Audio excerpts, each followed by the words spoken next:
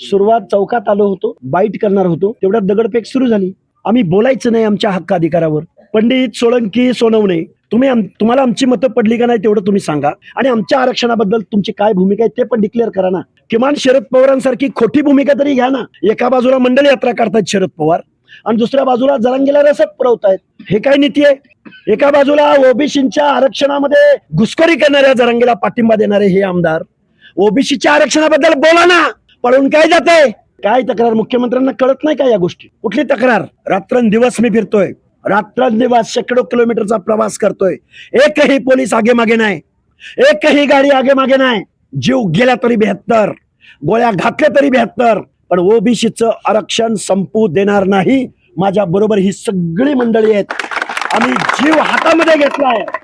आम्ही गेल्या 2 वर्षापासून झगडतोय, पण आम्हाला बदनामी, डॅमेज, शिवीगाळ, आमच्या माता भगिनी, अरे मुख्यमंत्र्यांची आई माई काढली जाते तर आमचं काय? महाराष्ट्रामध्ये अराजकता निर्माण व्हायला लागली. मुख्यमंत्री महोदय, लवकर काय तो निर्णय घ्या.